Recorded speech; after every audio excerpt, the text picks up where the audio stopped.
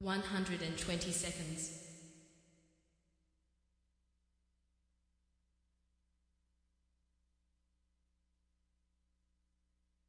110 seconds.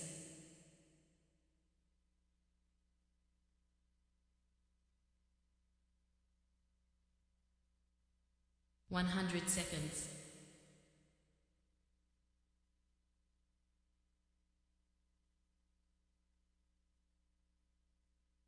90 seconds.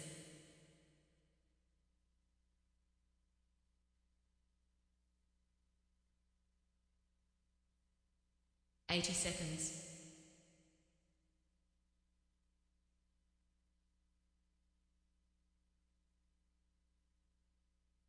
70 seconds.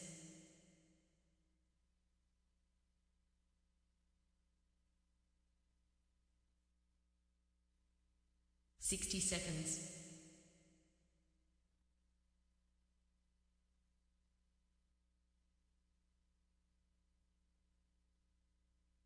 50 seconds.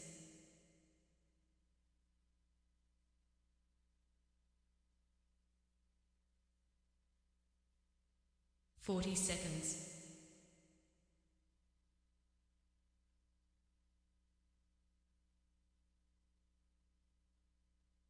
30 seconds.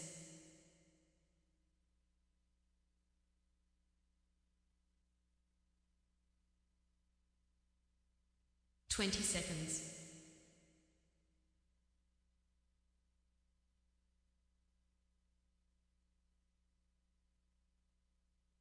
10 seconds.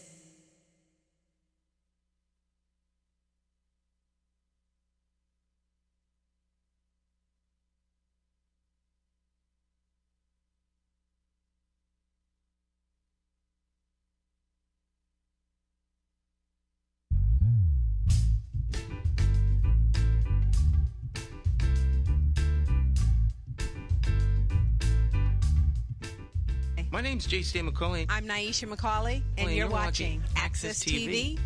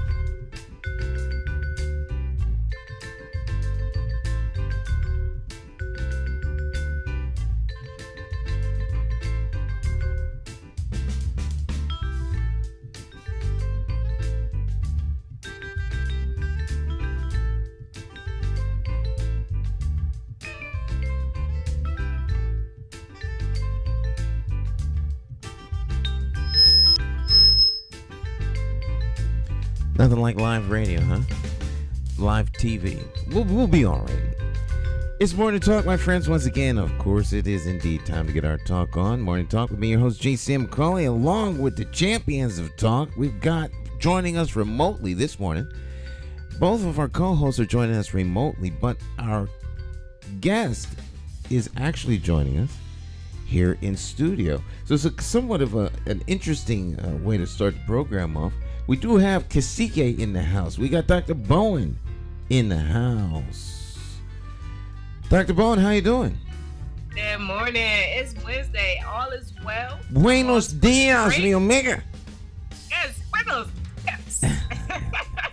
It's an awesome Wednesday. You know, we got a little touch of that snow. I'm glad it wasn't more than what they, expected, but it's all good. I'm ready to go. Midterm grades got to be submitted. I got a class that has some final grades that are due, and so I'm ready to go. And good morning to everyone. Cacique, guest, Ian Stan. Let's go. All right, Cacique.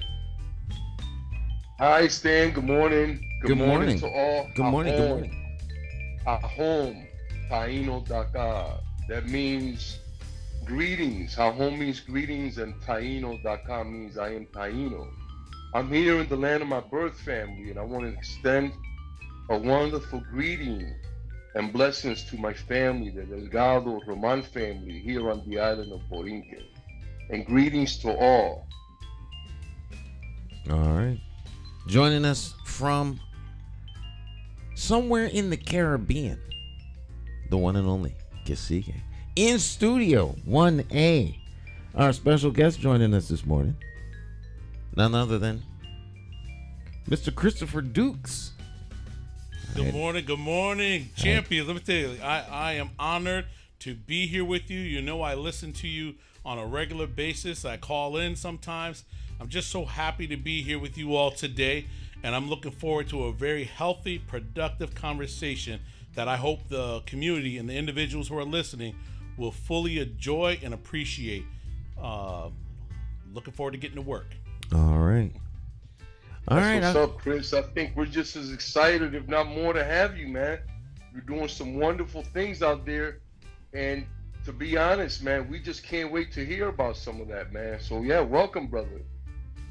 All right, my friends. So I hope you all out there had a good day. Half the state got a day off, even though there was no snow. But I guess for the people that did have snow, I guess it was serious. You know, when you don't have to suffer from a thing, it's not so bad. But if you're the one suffering, it's a whole nother subject, a whole nother story. A whole nother story. We'll talk a little bit about Brother Chris's situation here in the state of Connecticut and the implicit bias, the unfairness, the almost nigh unto RICO stuff going on here in the state of Connecticut. But of course, for our program, it isn't how many that watch, it's the who. So, All right. the great who we're watching this morning. So welcome to the program. It's been a long time since you've been here. Yeah, it has been. Again, I appreciate the opportunity to come here. I had an amazing weekend, and I know you wanted to talk to the champions as well about their weekends as well.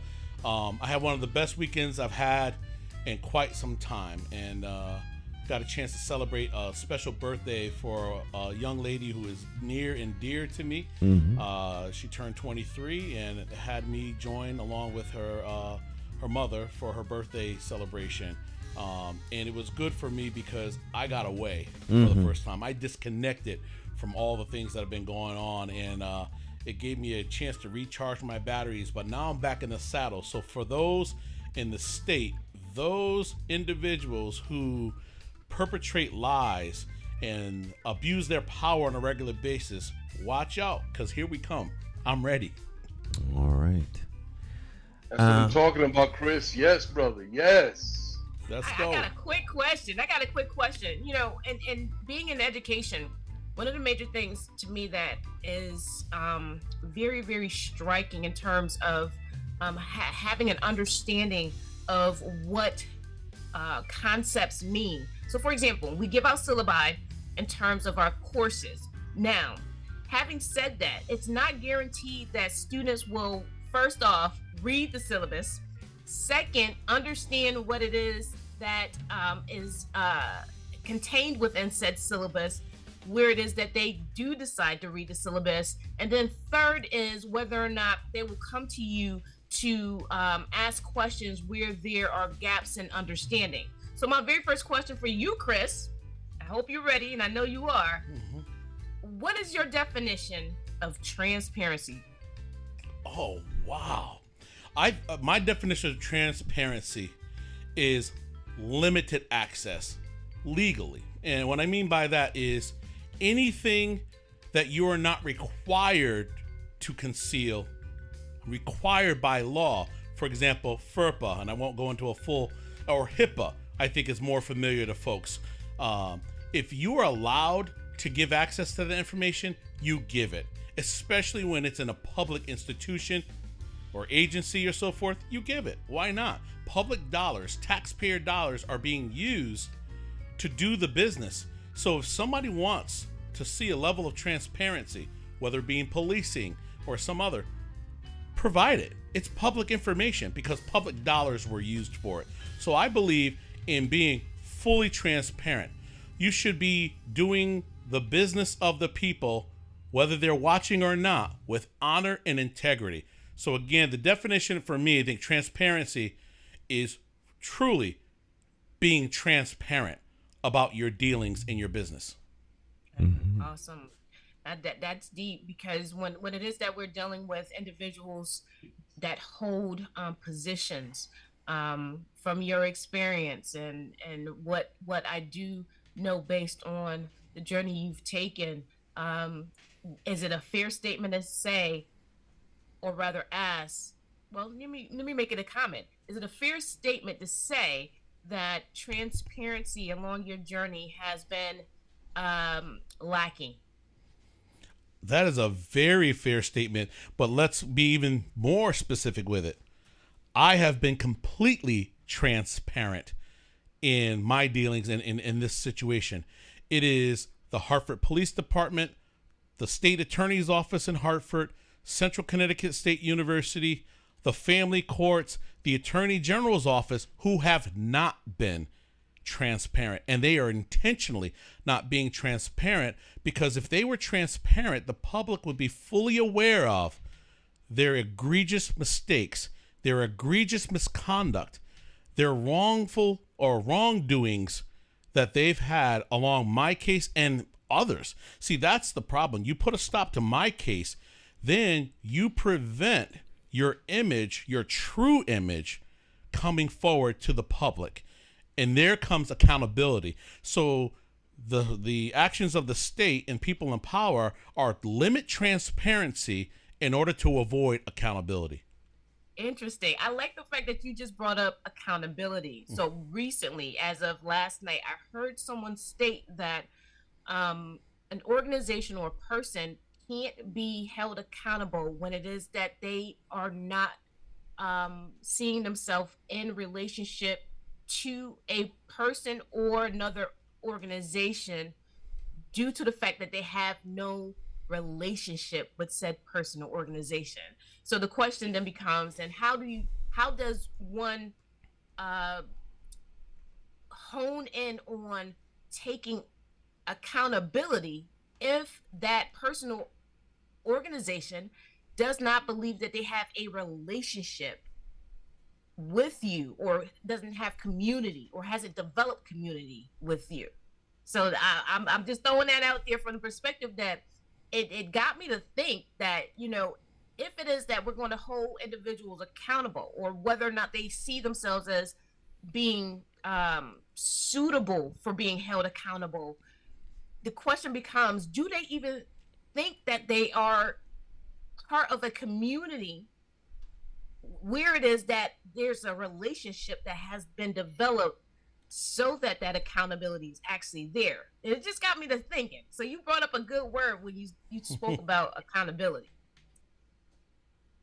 Kasike, what are your thoughts, sir? Well, Chris, I think that for me, there's collusion. There's other criminal charges that can be brought against the university and the state, because they all work for the same organization. So I think that someone, the feds or someone, need to look at the possibility of RICO, the Racketeering Act. Having these people be charged with that might help to loosen up some of that, pushback and stalling and all these games that they're playing. We just want, like you stated and Dr. Maya stated, right? We just want accountability, and we want, complete and total. We just want everything out in the open.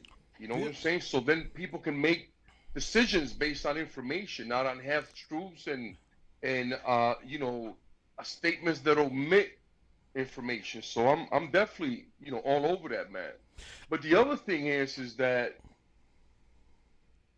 we also have to entertain the idea, brother, and I mentioned this to you before the show, that the Supreme Court has given permission to police officers to lie to suspects or defendants. That's what they call it, but to regular folk, right? While carrying out their investigations. So, we don't even know who's in cahoots with who. That's why it's hard for the state police to investigate themselves or Hartford police to investigate themselves. We always want to have impartial parties come in and take a look at whatever is going on so they can render an impartial decision. Right. And as I said before we went on air, if those in power only practice what they preached, oh my goodness, what a world we would have here if they would only practice what they preach. With the platform that I'm being provided, and I will continue to be provided, especially over the next couple of months, I will have that opportunity to be transparent in the way that someone like a William Tong refuses to be. Okay, the person that we're seeing on TV is not what's truly happening behind the scenes. And I want to go back to what you said regarding, and I'll use, again, I like to give evidence and not just anecdotal or emotional responses to things. Absolutely. So the federal government, I filed a complaint with the FBI over 3 years ago concerning the state's lack of transparency and accountability and enforcement of its laws.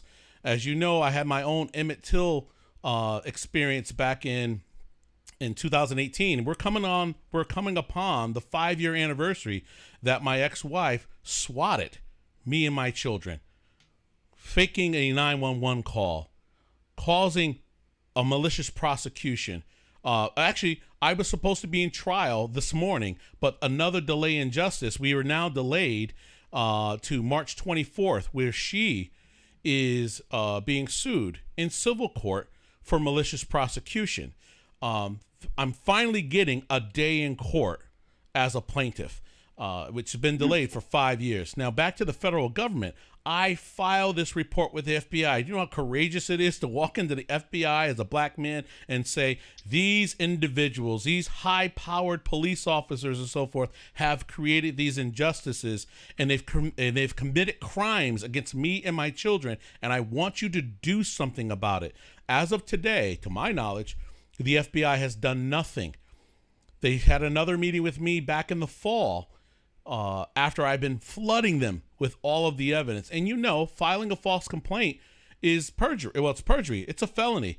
I haven't been arrested for felony because they know I'm telling the truth. They are just selecting not to hold the police officers in Hartford and the state attorney's office. Richard Colangelo, was one of the chief state who ran to retirement about this. He should have been under an investigation. Also, he should have been charged for covering up what Assistant State Attorney Vicky Melchiori did and covering up this Emmett Till experience, as I said. And again, I don't mean to diminish Emmett Till's situation because Emmett Till died. I didn't. Yes. My children and I survived, so I don't want to take anything away from that, but it was the same formula. A white woman falsely accusing a black man of serious crimes. Well, Emmett Till, again, it wasn't a serious crime, but back then it was considered that, at least amongst the white community. So the point is that what I learned back on Martin Luther King Day this year, I was in a congregation. William Tong himself came and spoke before an almost full black congregation of individuals professing or taking credit for how it was his behind the scene conversation with Vice President Kamala Harris when she came to visit Connecticut. It was because of his backdoor influence that nudged her to be able to put U.S. Attorney Avery in power now. So I'm wondering, is that the reason why the Department of Justice won't take my complaint serious? Because is it possible that U.S. Attorney Avery owes William Tong a favor, and therefore that's why she and her Department of Justice is not destroying them on all of this evidence that we have? That's the question that I have. Well, I think the other thing that comes to my mind prominently, and I think a lot of other people, Chris, is the fact that Colangelo, although he was investigated for crimes, he was allowed to resign instead of being prosecuted. Exactly. And I don't understand that. How can that happen? I've been involved in a couple of car accidents, and whatever. But nobody's ever told me that I could just, walk away like he did. Right. And So we need to be really concerned, because that was a pattern of behavior that I spoke about many times on the show in the past. Police officers who have committed crimes, killed people, had bad car accidents, they beat people up. Once they were a prosecution was attempted, all they had to do was resign, and all charges were dropped. Correct. That's where all this immunity came from. You understand? From the police. So we have to look into that also. Why did this man, if he committed crimes, or he knew about crimes that were being committed and did not act on that, why was he allowed to resign? And the second question is, now that we know that he did this, why isn't he being prosecuted right now? As Paul Mooney would probably say, he has the complexion for the protection. No, that's over. That's all over now. Oh, he still has the complexion. No. But it ain't going to protect him. If anything, it's going to find him guilty. Yes. Right. It is use because, that anymore. Right.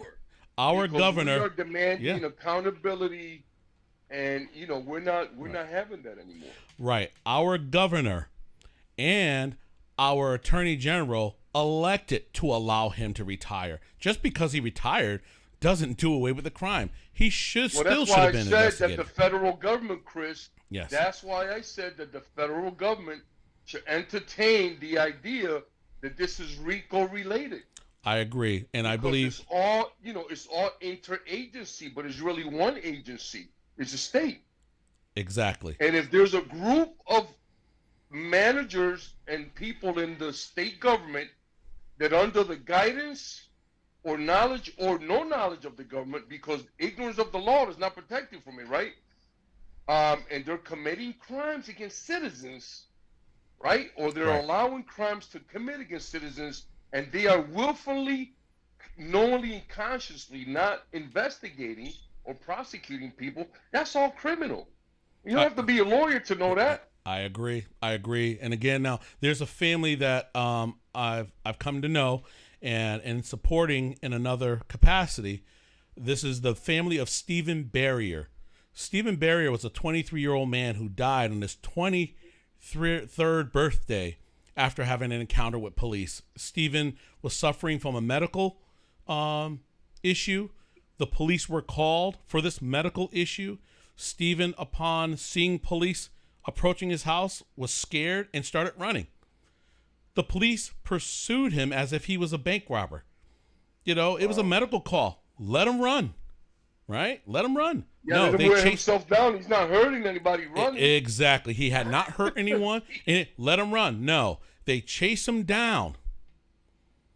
The cameras go off. The body cameras go off. The next time we see Stephen Barrier, he is face down on the ground. He is handcuffed.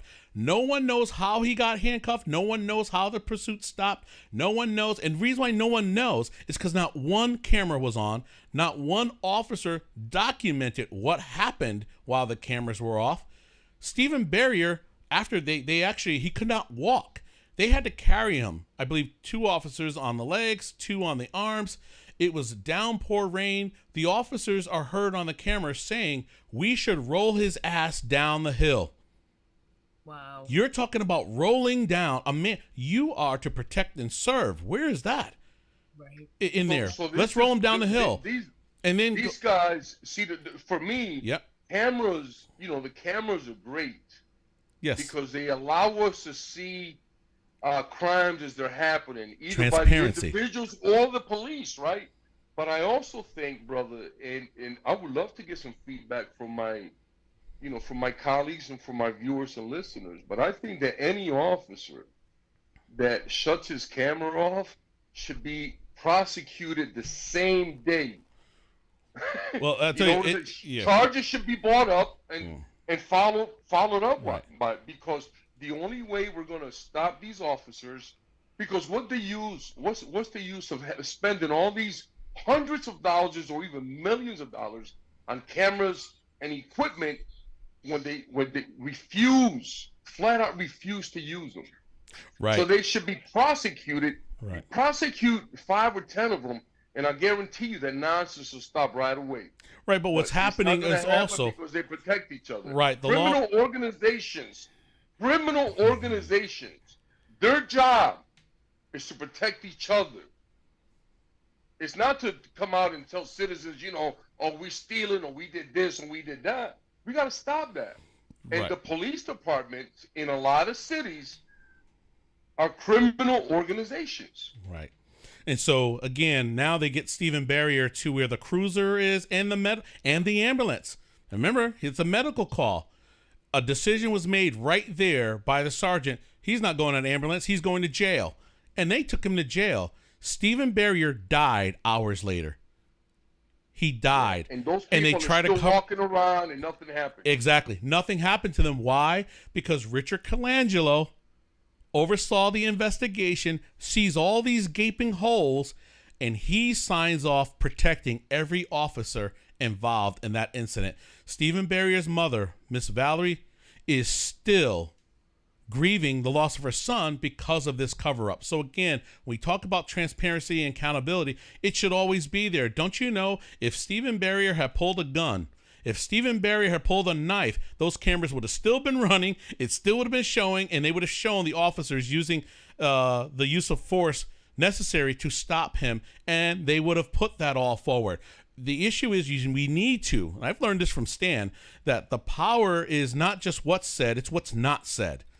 And currently what's going on, I hope we can shift the conversation to what's going on right now at Central Connecticut State University and the Attorney General's office, where they are attempting to, they filed a motion for summary judgment to get my lawsuit dismissed against them. I filed a lawsuit because I identified myself as a whistleblower before I was falsely accused of domestic violence.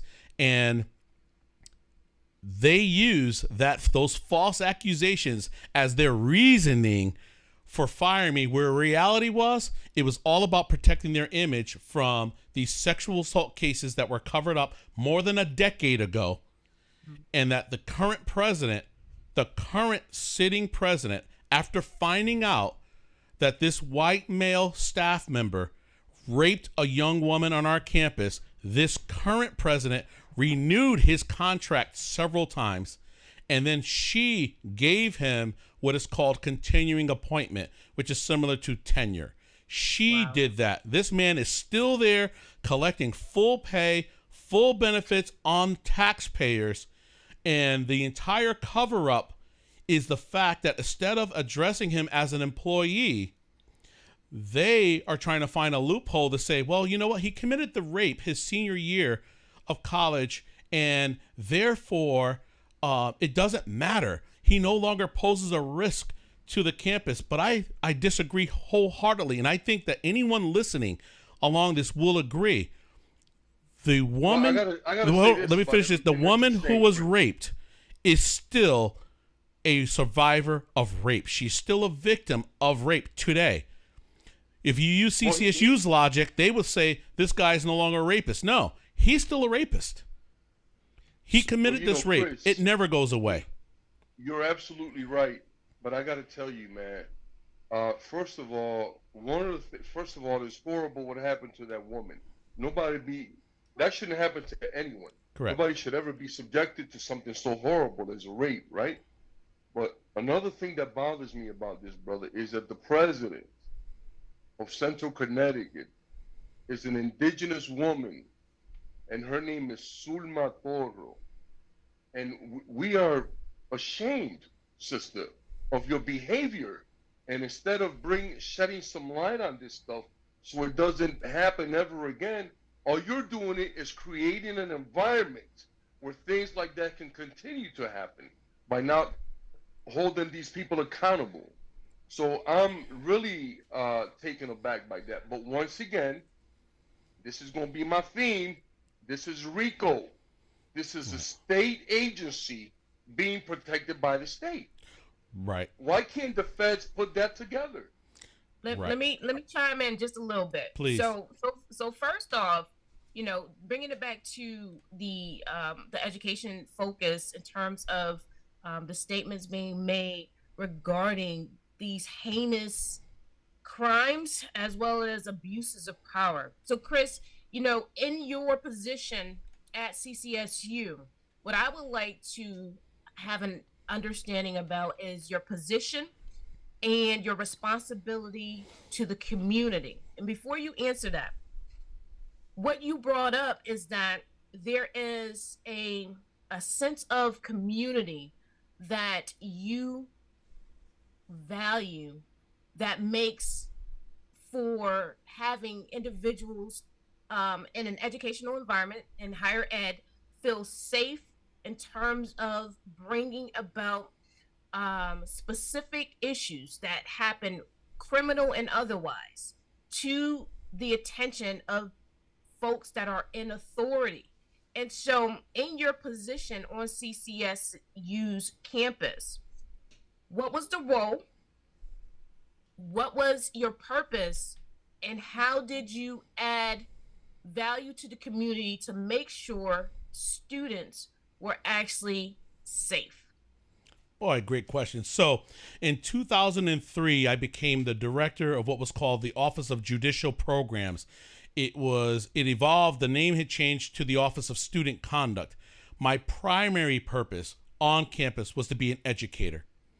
And it was my role as the designee of the president and vice president for student affairs. It was my role to administer the Student Code of Conduct. The Student Code of Conduct is designed to set the behavioral standards and expectations of the community. So the whole purpose was creating a healthy community by having ethical and behavioral standards in place that would govern the entire student body, undergraduate and graduate students.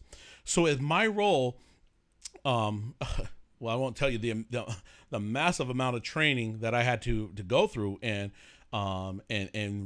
the certifications and the investigatory skills that had to be maintained and well sharpened. My role in that was, again, when I said educated, if I had a student who was accused of something, as an educator, my job is to educate them on what their rights are. Because most people, as you said in the syllabus, if they don't read their syllabus, they don't know. Most students do not sit down and read the Student Code of Conduct. So when they come to me for the first time, it depends on what they do. So if a 19-year-old is drinking alcohol, they know it's underage drinking. However, I go deeper. My job is not, hey, Johnny, you got caught with a bottle of beer. That's wrong. Here's your sanction. No, Johnny, what's going on? What's causing you to drink? What's leading you to drink? Let's make sure, is it just a social thing? Is there trouble at home? Because you can even do prevention work. So part of my work was doing prevention, but also responding by doing thorough investigations, based on evidence, and making determinations what were going on. I handled cases. The highest case I probably had was an attempted murder case. It was a kidnapping case that happened off campus, and it was an attempted murder case. And just to give you an example, this individual was arrested, and the university said, expel him. So, well, how can I expel him if he can't exercise his right to attend the hearing that's set for him, so that he has a right to have a hearing? He has a right to all the due process rights he has. The only way he can attend a hearing is if he escapes jail. So therefore, we'll hold this case in abeyance until sometime he's released, and then we can take care of it if we want to. So again, it's about upholding the student's rights, which means it requires constitutional training. You have to have constitutional law training, which I did have. Clearly, no one in human resources, President Zumatora herself, or even, I would hope the university council did, none of them applied the constitutional law when it came to reviewing myself and other faculty members. And so, Dr. Bowen, I hope I answered what my role was and the purpose of that role. The value added is that you get a fair adjudicator, someone who is hopefully level-headed, someone who is evidence-driven, but also my job is not to tear down human beings. I can tell you there are a number of students that have been expelled through my signature or through my presentation of a hearing who I see on the streets, in the malls, when I'm with my children, when I see them at restaurants, who we are embracing and we are hugging because they recognize the fact that they made a mistake, They accepted responsibility. They were held accountable in a fair way, even though they were expelled from a university and permanently banned. They will still see me and remember how fairly they were treated. And they will approach me and give me a hug. They don't want to flatten my tires. We don't have that. I've only had one real negative experience where a student was expelled. Yeah, I believe that student was expelled, and that student came to my home. I was away. And that's actually the first call of service that ever happened with the Hartford Police Department, where they came to my home and terrorized my family when I was away. But yeah, I'm sorry I got off track, but that's a situation that we experienced, and I'm just recalling what that memory was like. There was still some trauma there. Trauma that you experienced, and it's just manifesting itself right now, but it came out in a very positive way, brother. Exactly. Yes. Again, hopefully I don't look like what I've been through. And the part that the Attorney General's office, the governor's office, Hartford Police, state attorney, the litany of folks, they don't want you to realize is that when the Hartford Police Department was weaponized against me, who was I at that moment? I was a father of 2 children who were sleeping upstairs, and the entire police force was outside. They keep trying to perpetrate that false narrative that black men can only respond in anger and aggression. They all assume that I knew why the police department was there, but every officer can tell you, not one person told me why they were there at my house. Not one person told me why they wanted entry into my home, why they wanted me to waive all these constitutional rights that I knew I had. They will never tell you the true narrative is that a father was in the home, the father who had a well thought out legal emergency response training for personal defense in the home if an emergency ever arrived. They don't want to tell you that. They want you to think that the only thing we can do when they jerk on our chains that they still have around us in so many ways is that they need to get us back in line. They want to keep perpetrating the narrative that we are all dangerous and should never be a member of society and so forth. But back, Dr. Bowen, the issue with CCSU, I think as it relates to my case, all dates back to 2010. In 2010, Moises Salinas was the chief diversity officer. He was the top official on campus to deal with sexual assault, sexual harassment, and he himself was arrested for sexual assault and unlawful restraint of a female student. It was a bad time for CCSU in the press. Okay, he was arrested, and the incident happened sometime in February of 2010. The university knew about it. He was arrested for that later on in August of 2010, and after his arrest, he pled no contest, and he was convicted. And one of the things the judge said was that he used that position, I'm paraphrasing here, used that position in a way that parents don't assume that university officials would. He used it in a way to his power and authority to abuse this young woman. Okay? Wow. Let me ask you this. Let me ask you this, though, because I need to bring this back in terms of community. Yes. Now, it appears to me that the definition of community, or rather the acting out of community, is missing in terms of the types of behaviors that we are seeing in respective environments, whether it be higher ed, whether it be in our neighborhoods, anywhere, right? So when it is that crimes are being done by individuals that hold positions within organizations whereby the evidence that is going to clear or convict someone is not being utilized as the scope of which things are formed, and you now start putting in a lot of different aspects in terms of humanities, emotionalisms, and biases, and so on and so forth. Let me narrow this up. Community.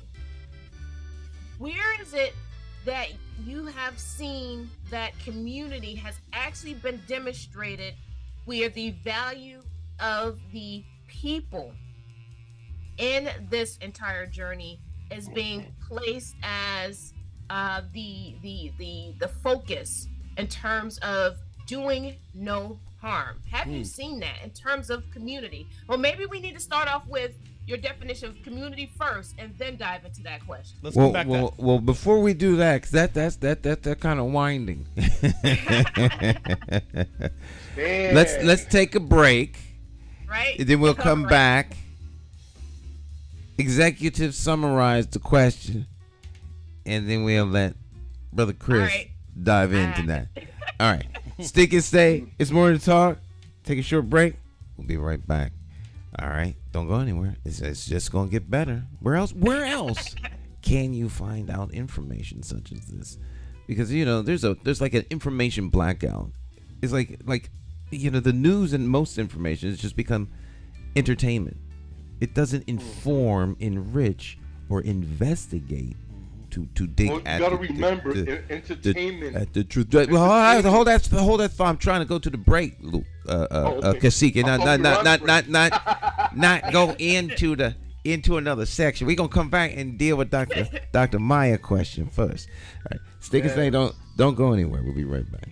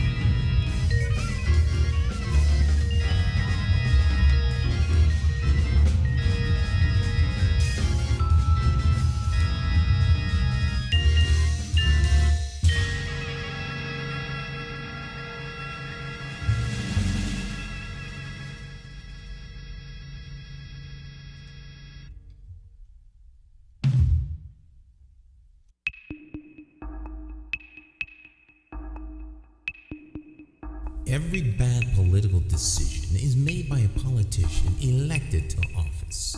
So if you think your vote doesn't matter, just remember this. There are people sitting with politicians in a back room making deals about your future, making policies about your children, making decisions about your neighborhood. To them, you are just a vote. You are not their cause. You are just a vote. Elections have consequences, and if you don't vote, you are actually voting to keep these people in power to work against you. Now more than ever, you need to make your vote count. It's time to clear the air and vote for a mayor that is unbought, unbossed, trusted, and accountable to you, the constituent. My name is J. McCauley, and I am an independent thinker, and I approve this message. I'm asking you for your vote on Tuesday, September the 12th, 2023, in the Democratic Party primary election for mayor of the city of Hartford. For more information, visit McCauleyformayor.com. Have the courage to vote your conscience and vote for the name you trust and know. Vote J. Stan McCauley for mayor.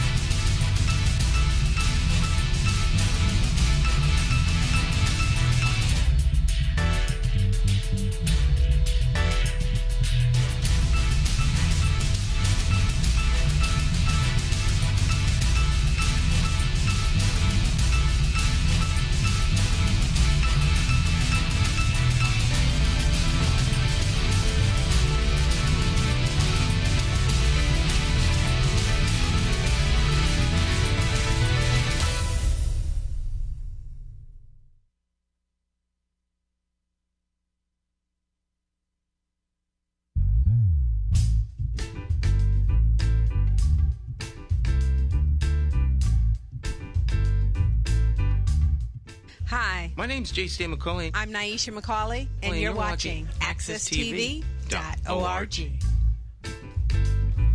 All right, my friends, welcome back. Morning Talk. Everybody's here. Let's jump right back into the conversation here. Dr. Bowen. Yes. Before we left, I was asking Christopher his definition of community based on, the environments that we find ourselves in. People may see it in a variety of ways, but in terms of defining community on the CCSU campus and in regards to your journey, how would you define community, Chris? I define community as a common core of values, but also I have the knowledge that not every member of your community buys into those. It's all about who they are and where they are and who they represent in so many ways. This is what I used to teach our students. It is some people are there. For example, on a college campus, you have a math department. Well, and you have a theater department. You have a music department. You have an athletic department. Depending on which department you fall in, there's a different community. There's a different community standards within that. But when we think about the broader universe, I think as diverse as it gets, the more people you add, there are fewer things that we may have in common.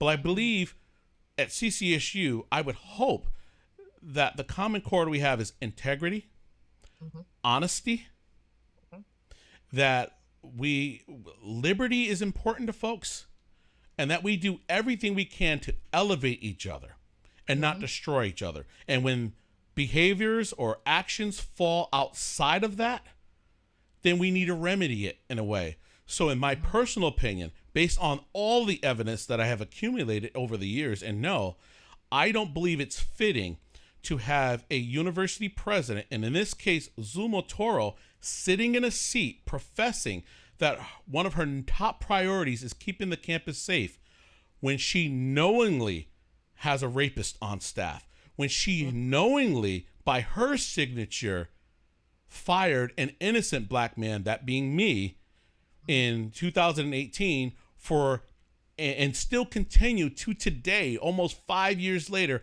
professing that I engaged in behavior that the evidence supports otherwise. So again, they are holding on to a bucket of accusations that they have never been able to corroborate because that incident never happened.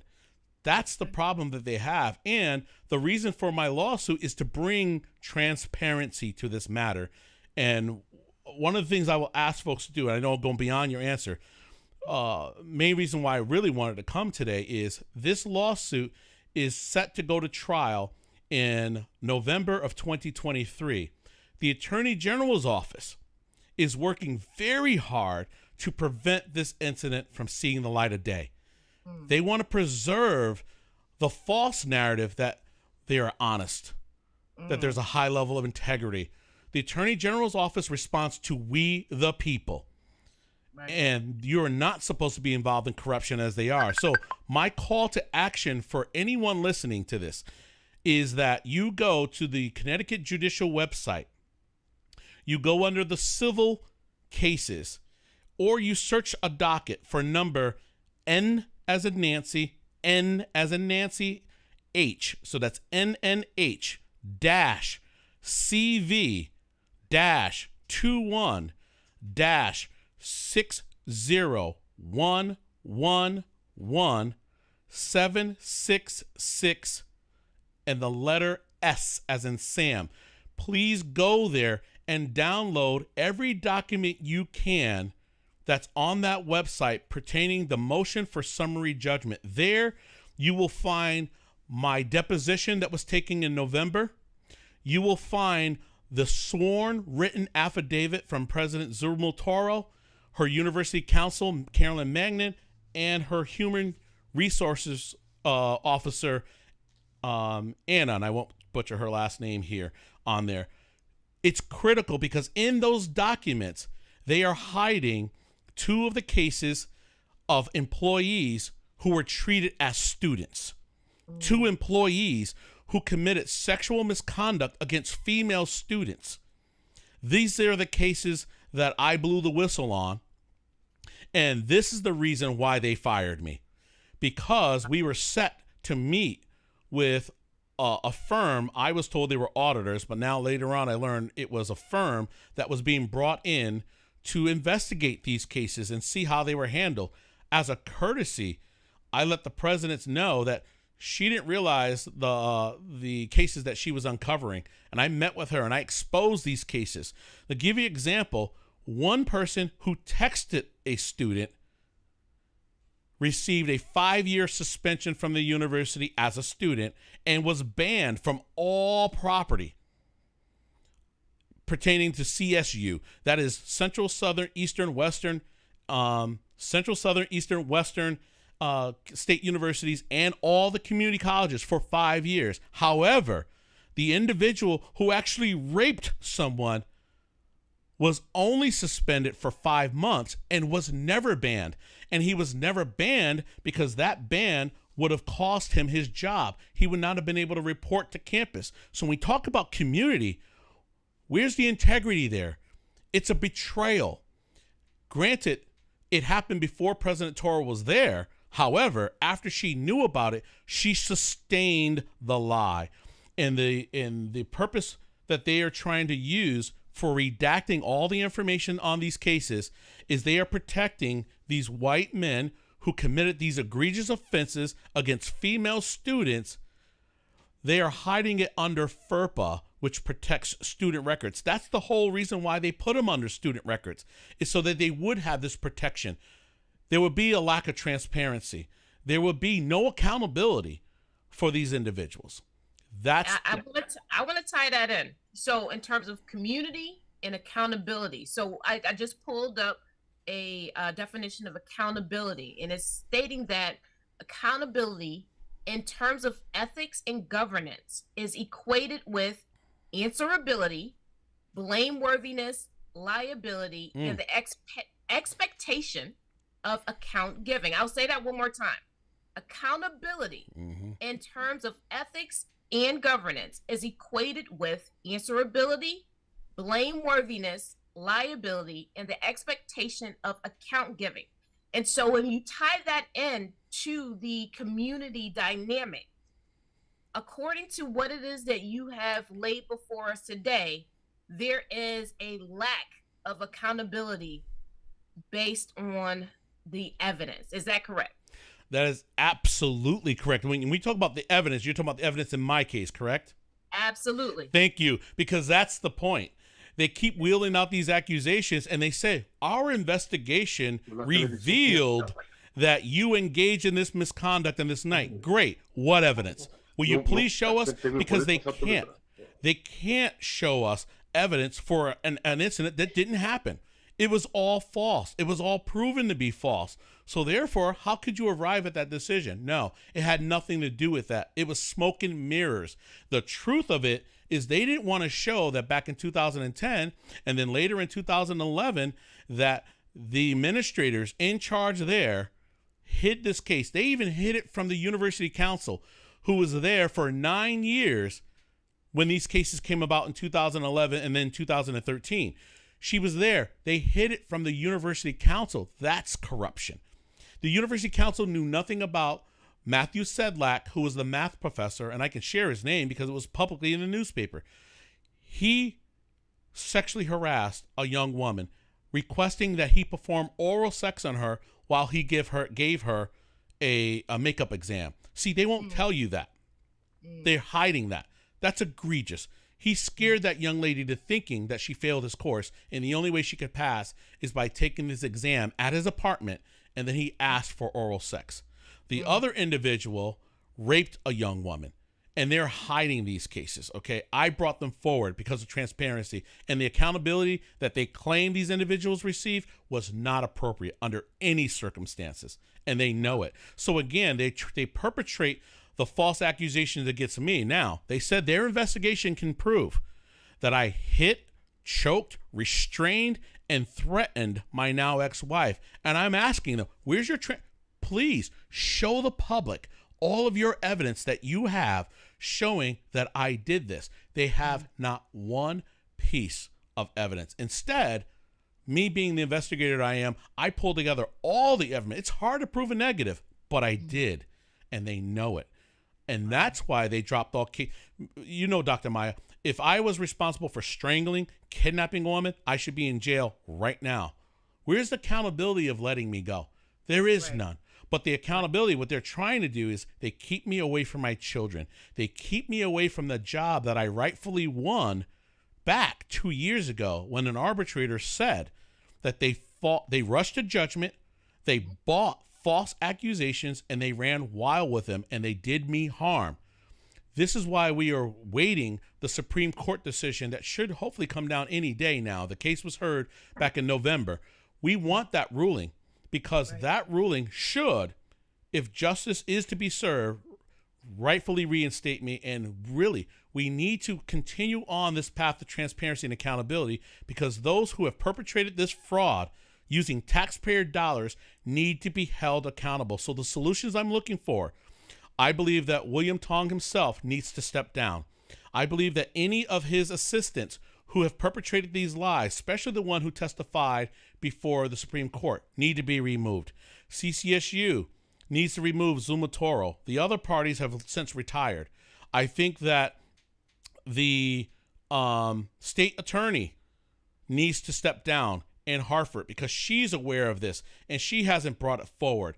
And if the FBI continues to ignore the corruption that the Hartford police was involved in this, the corruption that even my ex-wife and her partner engaged in all of this, all of those people who had a hand in perpetrating these crimes against me and my children need to be held accountable. And if they don't, just so the audience is clear, I don't believe that these people should step down. I think these people need to be prosecuted because they have knowingly, willingly, and consciously, hid and kept omitted information that was relevant to the case that could have settled all of this a long time ago. You know what I'm saying? I agree with you 100%. Would have never been fired. None of this would have happened.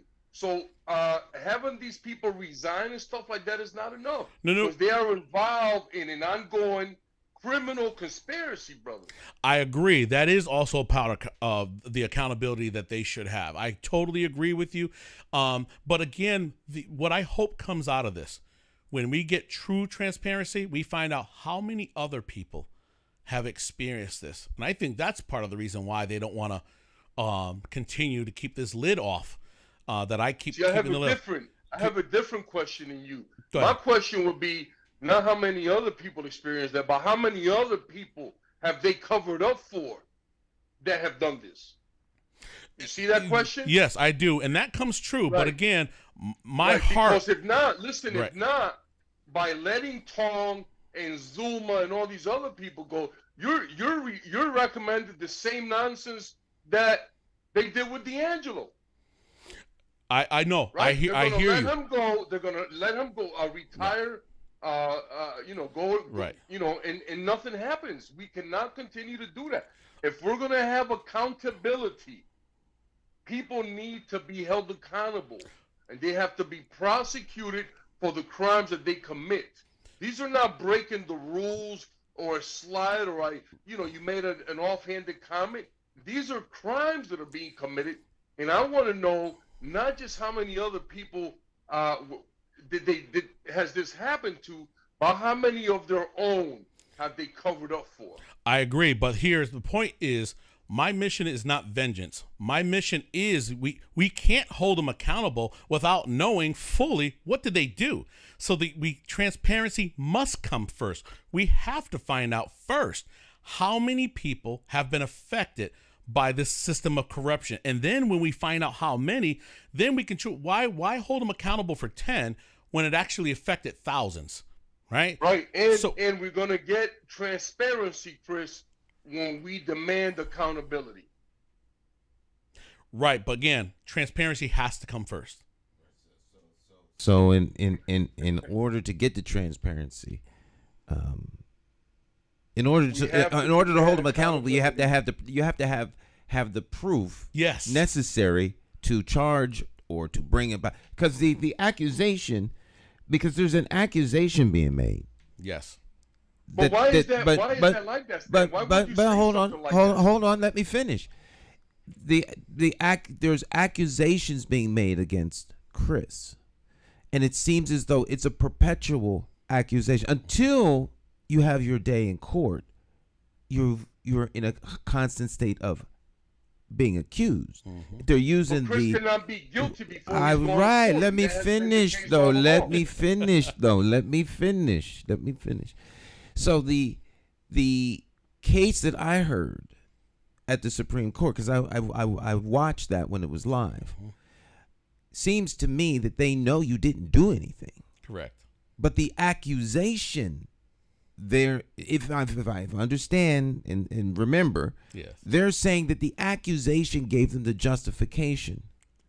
Right. But if the accusation gave them the justification, the proof that you didn't do it would seem to now clear you and you should get your job back. That seemed to be the case that they were making. Yes. Right? And I guess the state is trying to cover itself. Correct. From any liability, which means that they know that there is liability if they don't defend themselves. Right. So everyone here seems to be culpable in acting out in a way that was harmful to you, continues to be harmful to you, and until you get your day to prove to prove that you didn't do this. Right. I mean, they know you didn't. Correct. But that can only be determined in the court, which they keep putting off. It's determined before them, because when you're accused. Here's the other point that I want to make, brother. Go ahead. Why is it that the accusations that are made against you are rolled out with the impression and appearance that they are legitimate and that they are correct and that we have to follow this? But then when you say, wait a minute, I have some accusations of my own, and I want them to be held in high esteem just like these other accusations are. We can't sit on this show or in any other show as people or black and brown people, right, and act like that's okay. It's not okay. That's not okay. It's not okay. Right, that's not okay, and we have to say that, because what's happening with Chris, I don't know if you noticed this, brother, but you said earlier that the university was going through a lot of bad publicity. Yes. Right? At that time? Yes. And it makes sense now. to me. It makes sense to me that and this is just some white boy stuff. This is how they move, right? It makes sense to me that they would create a black monster, right? Yes. To replace the real monsters, which are the white rapists at the school, right? And the other criminals, because that's what they are. See, I like to use words to make me feel like I'm being descriptive in my experiences, right? Yes. So what they did is they created a fake black monster to get rid of the real white monsters. It makes perfect sense. Yeah. Now they took the publicity, they took the scope is off of them, is on you. Yes. But here's the thing. We cannot say that just that the accusations allow them to investigate, because like Stan so aptly stated, right, in the midst of their investigation, they should have quickly found out that these were false. And Correct. So they made it, once again, they made a willing and a knowing and a conscious decision to continue under false premises, to try to prosecute you on the false premises. Correct. That's RICO. Correct. Once again, that's RICO. Correct. So Kasiki, again, let's put these accusations to bed once and for all. These accusations that were made against me in 2018, when they were confronted with the evidence, the state had no choice but to drop every single criminal charge. Why?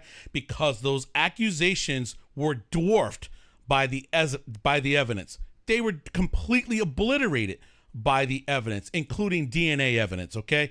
So they had to drop it, but what they should have done was accepted responsibility. We made a mistake. We're going to charge the person who falsely accused you and put your children in danger. They didn't, because that's what they do. As Ed Vargas had told me, they circle the wagons and they protect themselves. Well, so what happened that's what again? White people do, brother. Right, exactly. Now move down to DCF. When DCF was confronted, those accusations were confronted with the evidence. DCF reversed everything. In arbitration, those accusations were brought forward. What happened when the evidence was measured up against the accusations? The evidence won, and I was reinstated temporarily to my job before the Attorney General's office swept in and then found probably a crooked judge to vacate it, something that never happens in this state of Connecticut.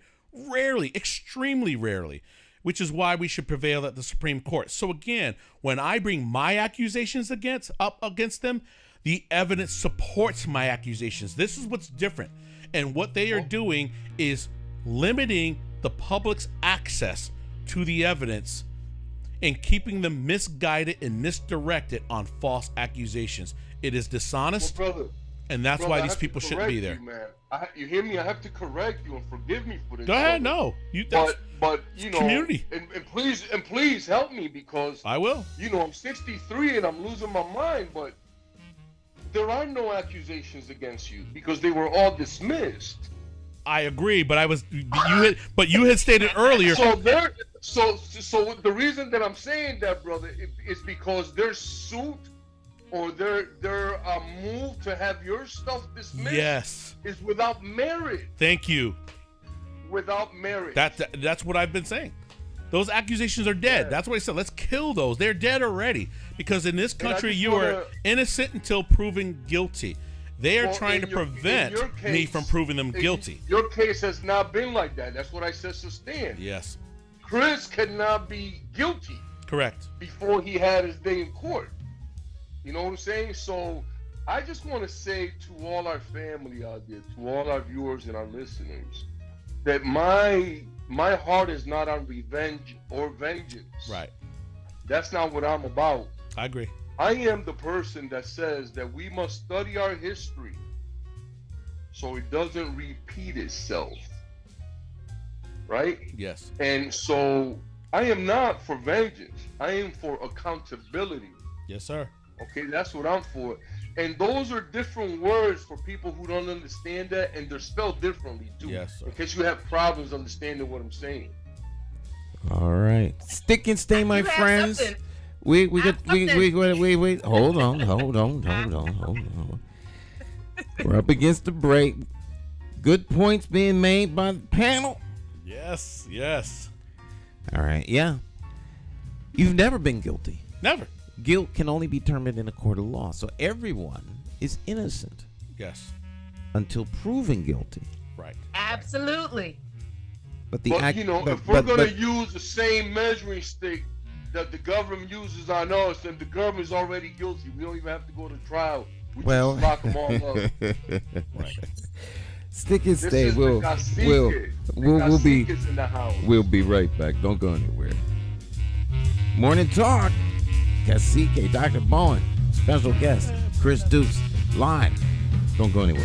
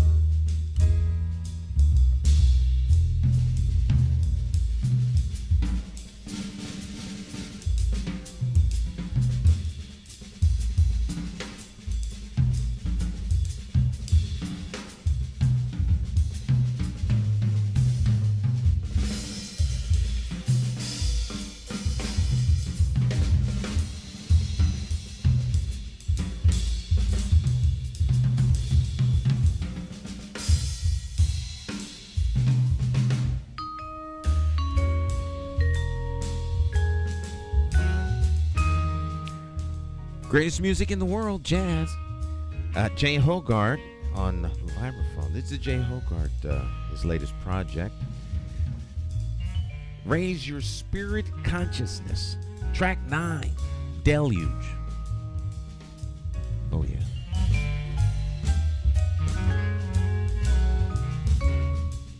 Recorded live, by the way. Van Gelder Studio. Legendary studio. All the Blue Note jazz albums were recorded. Stick and stay, we'll be right back.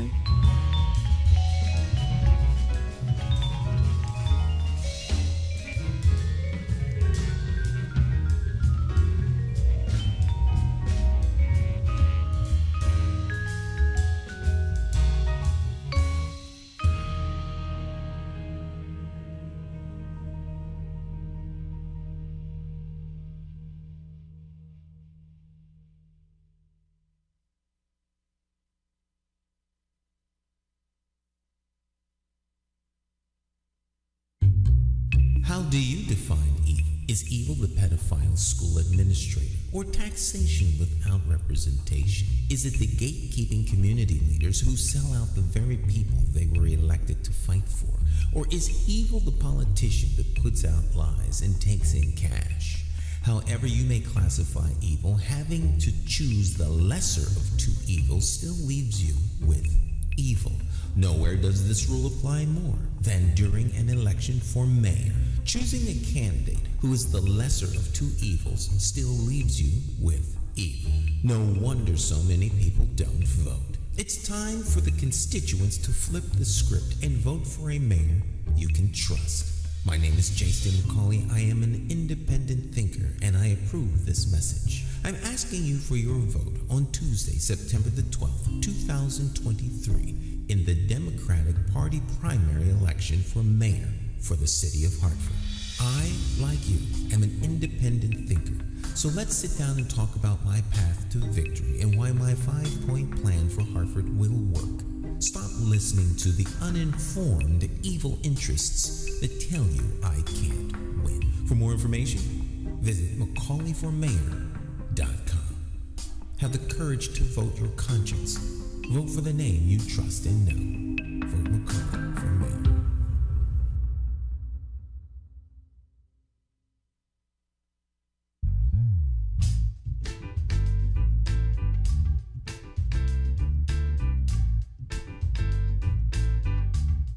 Hi, My name's J.C. McCauley. I'm Naisha McCauley, and you're watching AccessTV.org. Oh, yeah. All right, everybody's back. Yes. Yes, sir. Beautiful, Yes, sir. Stan. I think Hey, Stan, I just want to say that I approve that message, man. That Stan McCauley for mayor 2023. Let's get out there, family. Let's have the courage to promote and to support Stan so we can take Hartford back. Amen to that. Stan McCauley for mayor. Let's go. Do it. Let's do it. I wanted to ask Chris the following. Chris, in terms of your reinstatement, can you paint us a picture of what that looks like in regards to what the arbitration found to be rightfully your position on the campus of CCSU? I certainly can, and thank you for that opportunity to express that, because when it was documented back in 2020, the Hartford Courant put their own spin on it, and they pretty much tied the reinstatement to the fact that the criminal charges were dropped. That is not accurate. What is accurate is that this arbitrator clearly indicated that CCSU rushed to judgment and that the accusations were not truthful based on all the evidence. He actually used the evidence to justify everything, every finding that he had. He used evidence, not accusation. He used the evidence to contradict every false accusation that was made. And he also acknowledged that there were a litany of individuals, students, faculty, even law enforcement on campus who wanted me back at work, who recognized that my stellar career, again, I worked at CCSU for over 22 years. I had nothing less than excellent evaluations, no criminal history, no disciplinary history of any kind. And he saw that. You don't turn into the boogeyman overnight, okay? Right. So he believed that I should not only be reinstated to that position that I did exceedingly well and was recognized nationally for doing the level of work I was doing in that position. He also believed that I should have been made whole, financially compensated for what had happened to me, all of my back pay. Okay. Absolutely. So Absolutely. That was the arbitrator's decision, and that never made any media outlet. So everyone who rushed to judgment up front to poison the pool of potential jurors in the case, that's the intention. The media is weaponized against us to poison every jury or potential juror beforehand. The state made this a high-profile case, and they retreated very quickly, stating that they dropped the charges for the sake of my children, who they're still keeping away from me, right? So the point is, if I was a defense attorney, I would be filing a motion to get every client ever had who had a child and say, I want the Chris Dukes exception. I want my client out of jail today. If the state is saying that a person doesn't have to go to jail for the sake of their children, then everybody should be out. Every single parent should be out of jail. So again, I see this mass exodus is what I'm hoping to see, because I think we are going to uncover all the people that were harmed by this. Hey, Chris. Yes, sir. So what does the end game look like for you now? Right now, I'm on a continued mission. My job right now, I've taken on a personal mission, myself and a couple of other co-founders. We have founded what's called the American Justice Project. And I can't go into full details right now. We have not done a full launch. We've done a soft launch on social media. And we have been working behind the scenes to address mass incarceration. And specifically, we're trying to address mass incarceration from the forefront, from the pre-trial. As we know, there are hundreds of thousands of individuals who are innocent, who are sitting in jails right now because they can't afford bail. Either they were overcharged, bail was set far too high for them, and they're sitting in jail as innocent Americans, innocent people in jail who have not been convicted of any crimes yet. And what's going to happen when the state pushes a piece of paper in front of them saying, you can get out today, all you have to do is say you did this. And so many people will do that. 95% of our cases in our country are resolved by plea bargains. I question the integrity of every single one of them. Knowing what I know now, people will succumb to what we call the chokehold. Author Paul Butler wrote a book a couple of years ago, The Chokehold, and it was about policing blacks in America. But I say that the chokehold applies to a number of people, but disproportionately black and brown people, we know as a fact. We know that in more than 60% of wrongful convictions, that about 60% of them involve some form of false accusation, and more than half of them involve official misconduct. That's police, prosecutor, and judges. We know that as a fact.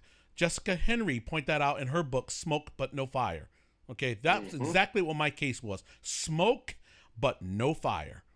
Okay, so the issue is, what are we doing? One of our pillars, well, we have 3 pillars in the American Justice Project. The first one is injustice disruption. And one of the ways we are disrupting this injustice that's not only happened in Connecticut is that we are doing pre-trial assessments. And we're trying to look for these no crime situations. There's been close to 1,000 no crime exonerations in our country already. So that's one of the areas. The next pillar is transparency and accountability. We are trying to increase and remove all the barriers that right now are prohibiting transparency and accountability. And lastly, it's public education. A number of our nonprofits out there are doing public education. We want to educate the public that this is going on, and the way that we can hold our elected officials accountable is either demand they step down, demand criminal prosecutions if those are warranted, and We vote in somebody new. I can tell you, as a citizen of Hartford, I truly believe if Luke Bronin had not been the mayor during this time of my family's tragedy, and someone like Stan McCauley was mayor, this would not be going on. See, because Luke Bronin swept this under the rug to protect the Hartford Police Department and to protect the city of Hartford. That is not good business. If the city acts out, Dr. Meyer, going back to your comment about community, if someone within the city, in no matter what office, you commit a crime or offense against someone, the city should do the appropriate remedy, make the citizen whole, and prevent that situation from ever happening again. Say again? Due diligence, Chris. Yes. Due diligence. Exactly. It never happened. Yeah. So I think that, for me, brother, and I hate to characterize it like this, but this is how I feel, but, people like Luke Bronin have no humanity. So they can't see what you're going through. They can't relate to your experience. You know what I'm saying? Right. So this is the difference. And this is why I say, once again, family, let's elect Stan McCauley for mayor. Let's make a change in Hartford for the better. All right. Let me go back to that, too. Over these years, I take advantage of the public comment section of our city council meetings. I have been speaking in front of the city council since December 14th of 2020.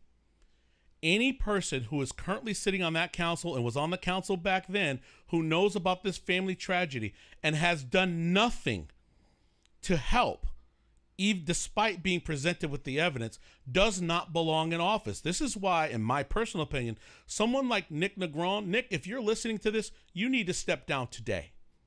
You need to exit out of, you should be off city council. That's one. Two, you should not be running for mayor. How in the world could I possibly, or anyone in my family, cast a vote for you when you knowingly allowed this matter to continue under your watch? How could we trust you with the office of the mayor? Well, no, I'm going to tell you how. Go ahead. These are all Luke Bronin's puppets. Oh, I know that's how it happened. They did not make a decision. But, yeah. That's why, family, once again, let's elect someone that is not connected to a particular political party. He is not the mayor's puppet. He is not Bruce Rubenstein's puppet. Do I need to name people here? Mm-hmm. Okay. Let's elect someone who is impartial and is going to deal with issues. Thank you. And something like what happened to Chris would never happen under his watch. Let me keep on going with that. For mayor 2023. I agree with you. Now we go back to Jimmy Sanchez.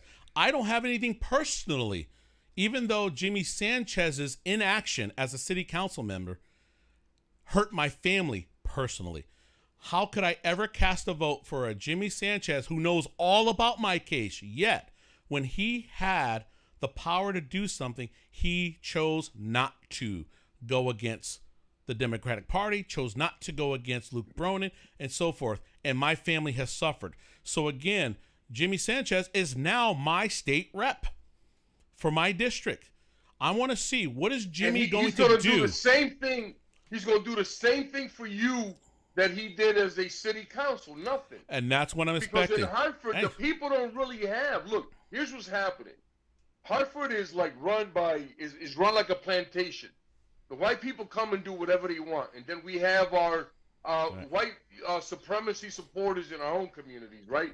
But then when you look at the Working Families Party, right, they pretend to be with the community, but the Working Families is an organization that has no people of color in leadership, and it hasn't had for years. Right. And then they pretend that they can go around the state and pick color candidates, right? Right. Because I remember when Levy Cardulas, who's a phenomenal brother, wanted their support, they wouldn't support him, right? Because he would not bow down to them.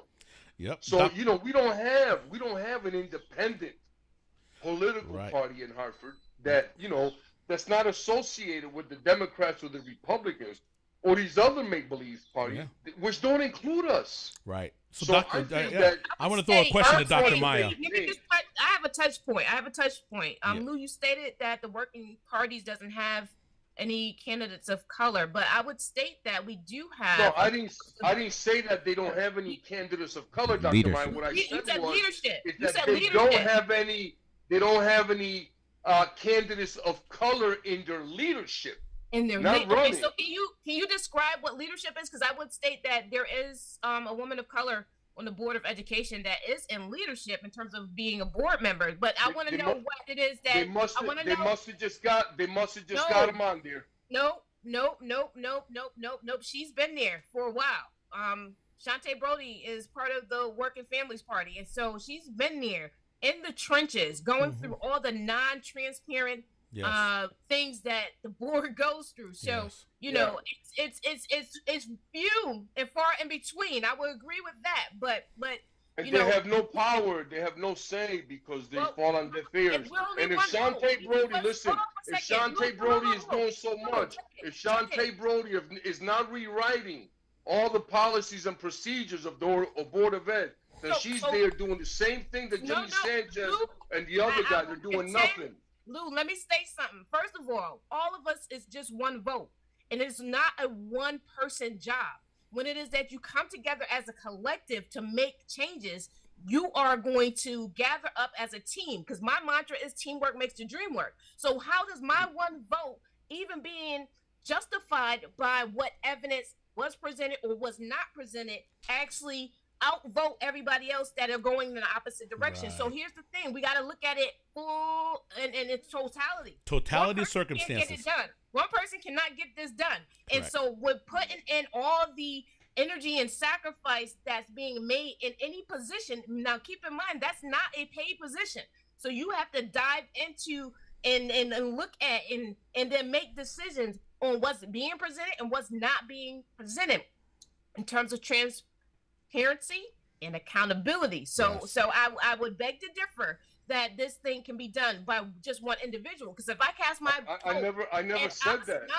I never said that, Dr. Maya. I'm just saying, no, but that's how I'm taking it in. Right. Because here's the thing. I just feel like you're just confirming my point. Lou, let me just state this. If you're saying that she's part of the problem, or a person is part of the problem, where it is that when it is that they cast a vote and try to make change, that one vote is not going to get that ship to change. Okay, so no matter how much work one person is trying to do, it takes a collective, which means that we come back full circle to community. And she I thank you for confirming my point. But I think so. We can have, this is a broader discussion we can have at another time. But I fully endorse and confirm that. Sister Shantae is fully on board, and I think if you had a conversation with her, Cacique, you would understand. But having and you know, here's the thing: I don't even know why you all are defending her, because I'm not attacking her. I'm just saying that when we have a wonderful person like Shantae Brody in any position like this, she's absolutely useless because she doesn't have the votes to make any change. And I also want to say that I don't believe in. She's not useless, though. She's not useless. And I'm not trying to. You have to be at the table to try to attempt to get that change done. We're never going to get anything done. I disagree. You could, and that's your right, but I'm not going. So let's park this issue so we can wrap up with Brother Chris and let him finish on his course there. So go on. Yes, Brother sir. Chris. So again, I think what was painful obvious to us in our country is, and what we're just discussing here, diversity is not the answer or the sole answer. We do need diversity and representation, but as we saw in Memphis, Tennessee, you know, with the murder of Tyree Nichols, okay? If it's white supremacy that drove those officers that did that, diversity is not the sole answer. We can have people of color in power, and they can still be just as destructive, putting forth those same principles that were designed to keep us down, to keep us in our place. That's what I've been saying all along. I know you have. So when I hear the black people, if all the racist white people left America today, black and brown people will be committing racist acts against each other tomorrow. And we go. It's in the laws, it's in the rules, and it's in the regulations. You can't get away from it. So again, if I go back to, I don't attack William Tong personally. By all means, I know he has children around my age. I've heard him reference to having an 11-year-old recently, and my son is 9. My daughter's 15. And what my point is, here he is, a person of color, in power and influence, and he has chosen to go on this narrative and this agenda rather than remedy and represent people appropriately. But when I listen to a Nick Negron and a John Fafara talking about our city deteriorating, and they've been in charge, how in the world? Their watch. Yeah, on their watch, the city's on fire. Our neighborhoods are deteriorating. So don't boast about being in power for 30-some years, and there's been a 30-year decline that has affected the people of Hartford. You can't do that. That's like I would hope. That's like a firefighter. Yes. Go into the scene of the property that is burning and not whipping out a hose or turning on that fire hydrant. They're saving the water for their own house. See what I'm saying? Oh, not even. Yeah. It's like the firemen bringing some gas to the fire. Thank you. That's the other part. Or, hey, they bring their popcorn to the fire and watch. So John Farfara, the reason why I mentioned him. Or even worse, they have set the fire and then they arrive. Ooh, there you go. There you go. Well, I think we can put all of the above. Right. Yeah. Plus a couple more. Right. That's right. I'm approaching next month. I will be effectively a Hartford citizen for 19 years. John Fafara has been my state senator. He knows all about this situation affecting me, my children, yet and still, for whatever reason, I don't want to come up with a reason because he's never explained to me why he won't use his position to end what we've called a modern day lynching of me and my children. And so Absolutely. How can you possibly have the gall to stand before the people of Hartford and ask to be their mayor when this is how you really behave behind the scenes? So again, there are some great people out there. I'm looking forward to a change in administration. It's overdue, and the people of Hartford need something better. We do. We deserve it. We pay for it, right? So let's do the right thing. Let's use between now and March to make sure we get the right individuals in office come November. I have been, again, a strong supporter of Stan because I've gotten a chance to see Stan throughout the last couple of years. Being a man of God is important to me in so many reasons, just because it's your driving force. It guides you. Stan is not a person who I believe will allow the level of corruption that has been going on for decades to continue. So again, I don't think there's anything that's ever going to change my mind on that part. So again, I appreciate the opportunity of coming on here. I don't know how much time we have left, but I just want to be clear that I hope people will listen to this message, share this message, but more important, the call to action is to go to the website, the judicial website, look up, the case name is Christopher Dukes Plaintiff versus Central Connecticut State University, the defendant. Please download as much of that information as you can because your Attorney General's office is attempting to have these documents sealed come March 20th. All right, so get as much as you can. I will also point to you that Black Lives Matter 860, BLM 860 had made a discovery in this case, and they have been putting it all over Twitter. They believe that they've identified who this rapist is, and they've put the information about how they found out, and it's all over their feed. I don't tweet, so I don't know how to use that, but someone had sent the message to me, and I think people should take a look at it, and we need to demand action because it's time to make sure that our tax dollars are going to the righteous way of conducting business on behalf of taxpayers. All right. Absolutely, yes. And thank you so much, Chris, for coming on, man. It's been wonderful. The information that you share has been great. And I have a message for my Hartford family, right? We have an opportunity to do something great, something that's going to benefit all of us. Please, I want all my black and brown people, please reclaim your identity. And let's elect Stan McCauley for mayor. Let's make some significant positive changes in the lives of our families, our children, and our community. Peace, family. Thank you so much. Yes. Yes. And so I just wanted to just lastly state, based on one of the key words that we talked about during this segment, accountability. So here I found 5 ways to foster a culture of accountability. Number 1, give support. Number 2, provide freedom. Number 3, share information.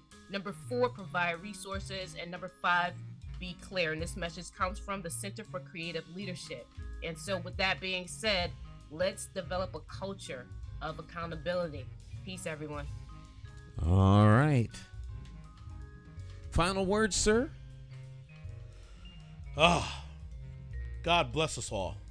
Amen. Bless us all. Amen. Thank you, Chris. All right, my friends. Our time together has come to an end. Always remember that the real power is with y'all. With you all. You all are the ones with the real power.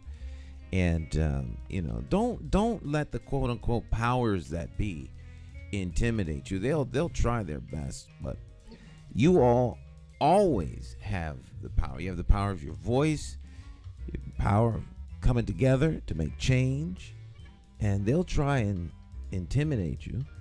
But I thank the participants in today's program for their support, but I'm applying for a job. So I will always work for you, and it's been my contention for 40 years that the elected officials work for you. Yes. I refuse to shrink in the presence of an elected official. They work for you. You're the constituent. Make them come in the back door. You have a special event, tell them, the help comes in the back. Senator, you go in the back, come in. We receive our guests in the front. You're not a guest, you're an employee. The help comes in the back. Nothing personal. You applied for the job, right? So you're servants. All right, so yeah. Great information share.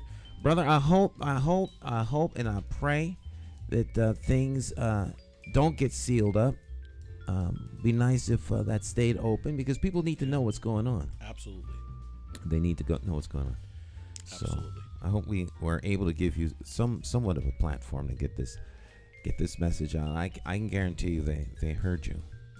I guarantee it too. Let's hope this time they don't fire bullets at me anymore. Amen. Real Well, bullets.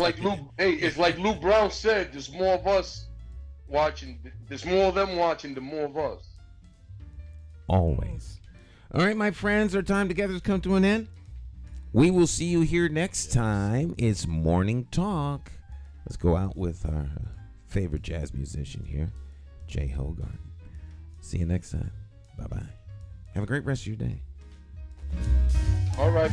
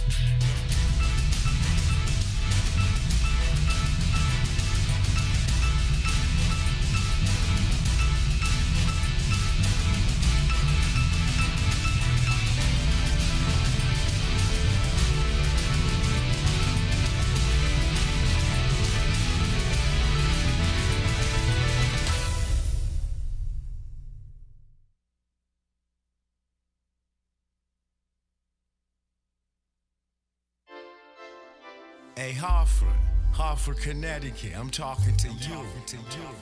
We gotta get out and vote. Vote for Stan McCauley. It's our time.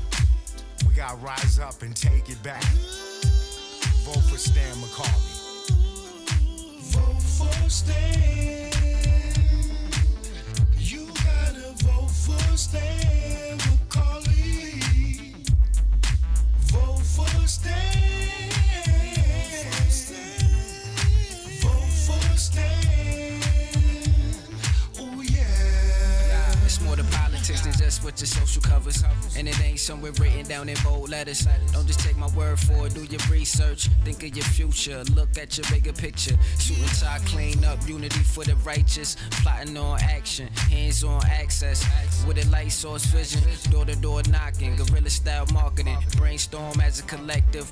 Real neighborhood suggestions. Only we know what it is where we living. To make real life decisions. Move on facts, make it manifest back. You gotta vote for Stan McCauley. Vote for Stan. Vote for Stan. Vote for Stan. Oh yeah. Look at your city. Stop. Take a look around. Is opportunity flow into your house? Are you working? Wait, can you save some money?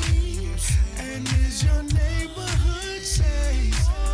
Or is it a homicide every night?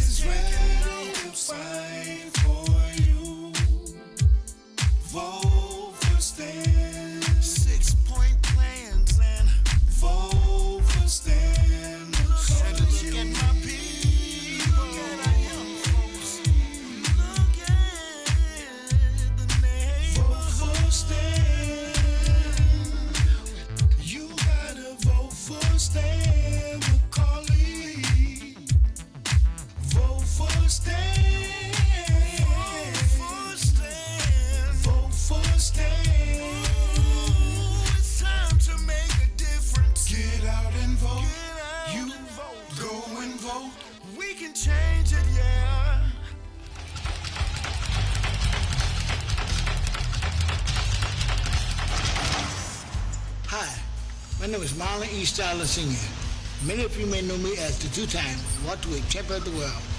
I'm here to tell you that Democrat J. Stan McCauley, as our next mayor, will fight for you until the last bell.